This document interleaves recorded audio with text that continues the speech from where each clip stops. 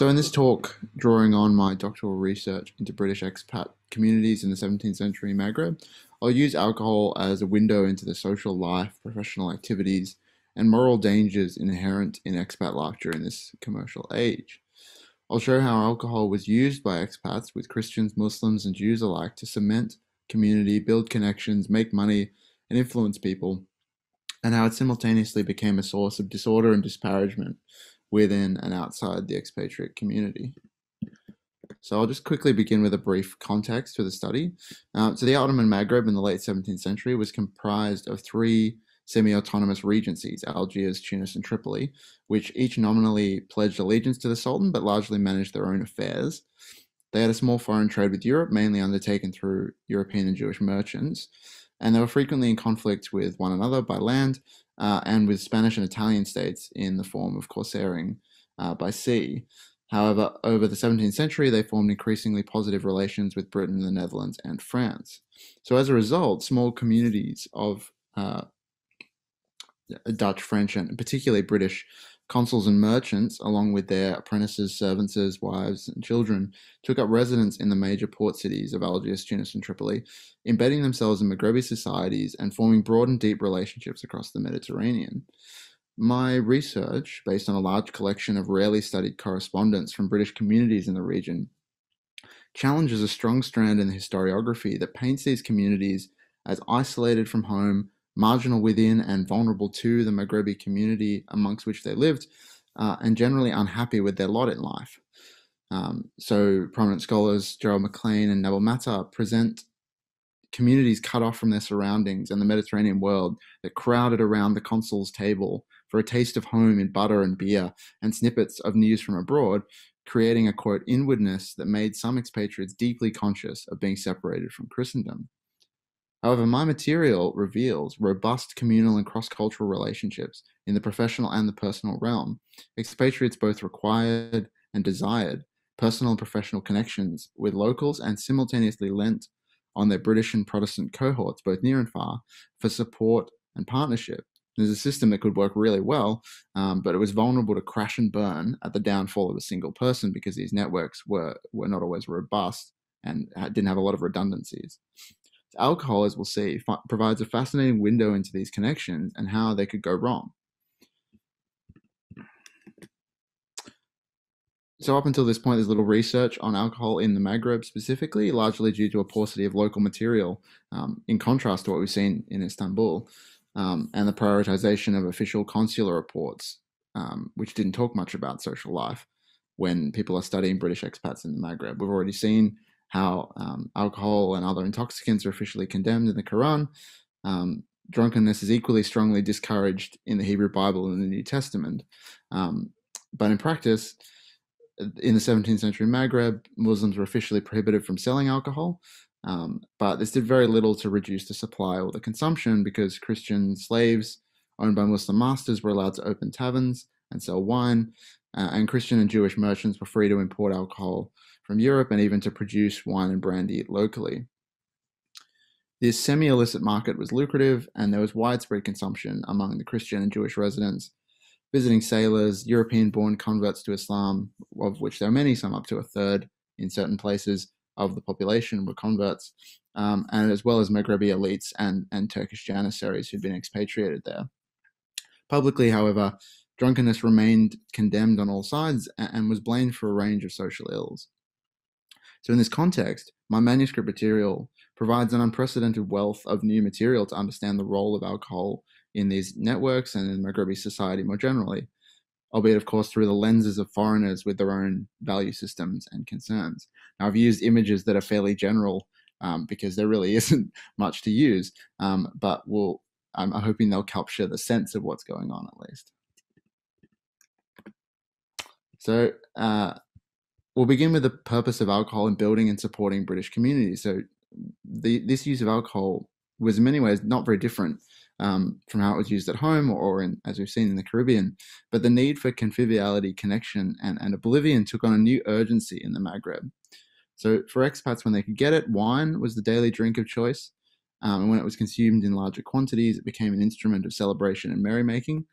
Thus, in 1695, when merchant James Chetwood was delayed in returning from a business trip, he encouraged his partner to entertain with fine wine and oysters a visiting consul and his wife, writing, "I would not that you deny your gusto an hour out of regard to me. So pray lose no time, but invade the Florence wine and cheer up the cockles of the fair lady's heart." This entertainment sometimes included the captains and officers of visiting British ships, but nevertheless, Chetwood's claim in 1697 that 10 butts of about 4,600 litres was enough shore in all conscience for 1 year of drinking in their household of perhaps 5 or 6 remains striking. They drank a lot. Expatriates also used alcohol to cement community across space, writing regularly to their correspondents around the Maghreb and the Mediterranean that they were drinking their health at breakfast and dinner and supper and all over the day, and remembering their friends from afar. So while Spanish, French, and Italian wine were fairly easy to come by in the Mediterranean, British beverages like beer, cider, gin, and whiskey were much less available and became a symbol of their longing for home in this distant area. Thus, in 1683, Consul Francis Baker in Tunis comforted his traveling colleague by symbolically sharing in his deprivation. Quote, "Now that I have told you what we have, I will also tell you what we have not, neither wine nor spirits, butter, cheese, or any other good thing, more than some good beer, and this I acquaint you of, that you may not think we feed as if we were in England and leave you without a participation in it." Conversely, in 1698, Lucia Newark, a young woman whose uncle was the consul in Tunis, sent some wine to the consul's daughter, her cousin, 12 bottles of our English wine called cider for a taste, along with a selection of other British comforts. Now, some British communities in the Maghreb were smaller than others, and on occasion, particularly in times of war or economic downturn, Britons were left isolated from any other members of their nationality, and sometimes turned to alcohol as a comfort. So Thomas Baker, who was a consul in Tripoli, recorded with preoccupation over 6 years the arrival of vast quantities of wine, sometimes 50, 60, 70 butts at a time, no less than 30 individual times he wrote it down. And he repeatedly enjoyed a glass of what he called most excellent Zaragoza on his own. Similarly, expats often traveled alone on business trips, such that Chetwood apologized profusely in 1698 for his what is very visibly messy handwriting due to intoxication. He said, "Begging pardon for present rude character, occasioned by hurry of the day, and a too liberal glass this evening of excellent wine sent from Livorno," that is the Tuscan port. So these fairly typical interactions with alcohol were intensified by the small communities, cultural distance, and sometimes intense isolation that characterized British life in the Maghreb.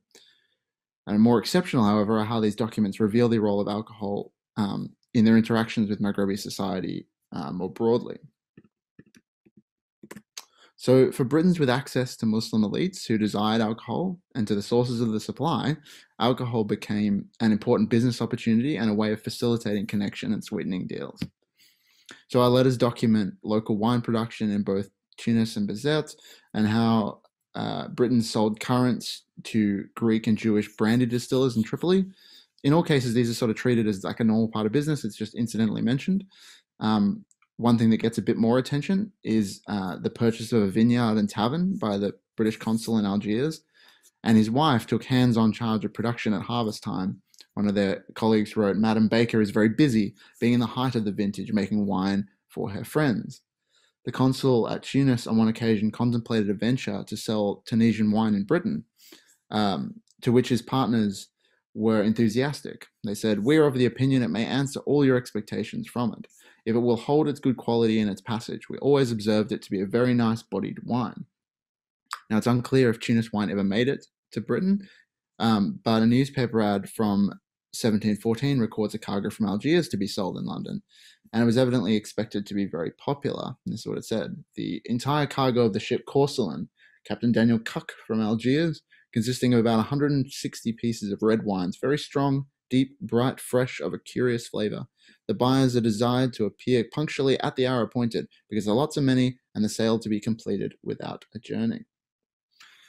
Then even more prominent for our purposes are the ways in which Britons use alcohol to influence potential business clients and local officials. So expats were required to procure a license from the Bay of Tunis to export grain They needed to grease the palms of local officials and suppliers to provide the grain that they wanted to buy, and they also wanted to build relationships with wealthy Maghrebi buyers for their imports from Britain and Europe.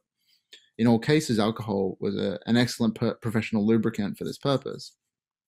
So in 1697, Chetwood entertained a local official grain seller and habitual drinker in hopes of promoting their business. He said, being a vine bibber, I invited him to our house, desiring to know of him what quantity of grain and oil he was directed to deliver.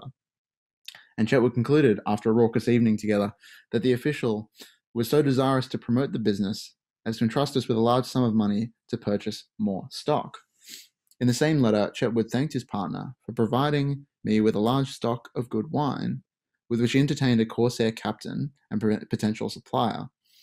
Ali Corso has begun to partake of it and shall continue so long as it lasts. He is a very kind, and believe he is the man you represent him to be. Then the next year, the Bey of Tunis promised to license a large consignment of grain on the condition that Chetwood imported for him a large quantity of naval and military stores for the construction of a new corsairing ship. Though trading armaments of this kind was frowned upon, being used for corsair vessels that attacked Christian shipping, and thus was typically sort of reserved for diplomatic gifts, Chetwood mused that the stores could be easily and privately procured from Spain, and that we may enjoy a handsome benefit by it. Though we could be assured of the remainder of the Bey's coin without this method, it might be more to our advantage. And to sweeten the deal, knowing that the Bey had an impatient, slothful, and unacceptable humour, Chetwood continued, should be glad of the 2 chests of wine to make him and his company merry, and thus make the transaction successful. Now, for all this acceptable, even sometimes celebrated consumption of alcohol, it was nevertheless a dangerous drug, and concern for its effects both on members of the British community and the wider Maghrebi society regularly attracted attention in expatriate correspondence. So most public and shameful were the British visiting soldiers and sailors who emerged from their merchant and naval ships rolling drunk and caused havoc in the Maghrebi streets. So in 1695, Chetwood commented, "'Tis really a melancholy sight that English men should be reeling about here, some daily drunk and others continually exclaiming and brawling." And in Tripoli, Thomas Baker wrote a reference for 2 sailors who had voluntarily converted to Islam in Alexandria. He wrote, "No uncommon accident to our drunken, hard-headed sailors." He wrote this reference so they could convert back to Christianity and get home without anyone sort of telling them off. Drunken Turkish soldiers were also a perennial concern. So Baker wrote in his journal after returning from a trip that, quote, "A drunken Turk, taking the advantage of my absence, came into my house and with his knife wounded one of my servants, which so transposed me that I resolved the death of the next Turk that without leave should presume to set a foot within my doors and demand satisfaction for the affront." Whereupon Achaeus, a messenger, was immediately sent to seize the rascal, whom he brought into the castle where he was put in chains. Now, the British also regularly had trouble with their own servants, both Muslim and Christian, in overindulging in alcohol. Thus, Thomas Baker promised his English-born Muslim convert dragoman, or translator, Hassan Aga, a pistol in gold to forfeit 10 if he shall drink a drop of wine or brandy for the next 6 months, but later fired him as a conceited, foolish, impertinent, false, traitorous, base, drunken dragoman. Now in Tunis, expats struggled to restrain their Muslim servants, Hamet and Sagir, from foolish actions. One unilaterally going drunk to meet with a Maghrebi supplier and returning with no memory of what took place in the meeting, and the other one, quote, "being himself in drink, would needs go and face a drunken, raving beast of a Turk that all other people shunned, because he was armed with drawn sword, long gun, and pistols, by which beast his left hand was almost cut off just at the joint of the wrist, and I believe he will lose the use of that hand forever." And a third servant, a Catholic, Signor Andrea, narrowly escaped a similar fate after drunkenly insulting an armed Tunisian merchant. For all of these servants, their British employers regularly and unsuccessfully tried to withhold alcohol and fired or disciplined them for their said disorderly conduct.